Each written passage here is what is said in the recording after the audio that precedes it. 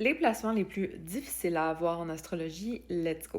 En passant, placement difficile ne veut pas dire impossible ou fatal, voué à l'échec, etc. Au contraire, souvent, le reward, la récompense d'avoir surmonté ces obstacles ou cette difficulté à l'intérieur de soi, ça amène des résultats impressionnants. C'est de ça dont on parle d'ailleurs dans mon podcast Intipso cette semaine, l'épisode 137, d'apprendre à apprécier ces placements difficiles. Je vous dis, par expérience, les gens qui ont des aspects difficiles à Mars vont avoir la meilleure volonté ever. Les gens qui ont des aspects difficiles à Vénus, lorsqu'ils les ont surmontés, vont avoir les meilleures vies relationnelles parce qu'ils sont aptes à mettre des efforts. Donc, on commence avec une lune qui est aspectée à Saturne. Oui, c'est un placement difficile parce que ces gens-là se sentent coupables lorsqu'ils prennent soin de leurs besoins. Dans l'enfance, on a souvent appris à prioriser les besoins des autres ou simplement à oublier les nôtres à cause des circonstances. Donc, ça fait en sorte qu'on est un petit peu mal à l'aise à exiger quelque chose ou à demander de l'aide parce qu'on a l'habitude de se débrouiller tout seul ou de ravaler ce qui est important pour nous. Et très souvent, ça arrive qu'ils pognent leur bout à un moment donné et qu'ils n'en peuvent plus de juste se mettre de côté, de s'oublier et que là, ils deviennent de plus en plus confiants à mettre leurs besoins de l'avant.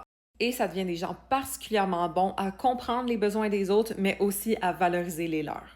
Ensuite, on a Chiron conjoint le soleil, et ça, c'est des gens qui, d'habitude, n'ont pas pu briller à la hauteur dont ils auraient aimé, qui n'ont pas été assez validés, peut-être qu'on les a minimisés dans « ils étaient too much, ils prenaient trop de place », c'était pas correct dans le fond qu'ils soient eux-mêmes. Donc, ils ont appris à mettre un petit peu de côté leur individualité, mais lorsqu'ils reprennent leur confiance, lorsqu'ils s'assument vraiment pour qui ils sont, c'est des gens qui non seulement peuvent briller plus que la norme, mais aussi qui peuvent apprendre à d'autres personnes à le faire. Donc, prendre confiance en eux et donner confiance aux autres aussi. Ensuite, on a Mercure conjoint Saturne. Ça, c'est des gens qui se sont sentis moins bons au niveau de l'apprentissage, que ce soit à l'école, ils sentaient qu'ils ne catchaient pas les affaires comme tout le monde, que ce soit au niveau de parler, communiquer à leur famille. Des fois, ils se sentaient peut-être pas vraiment écoutés ou invalidés dans leur façon de penser. En gros, on peut se minimiser au niveau de soit notre communication, on sent que ça vaut pas la peine de dire qu'est-ce qu'on a à dire, ou peut-être on sent plus lent que la norme.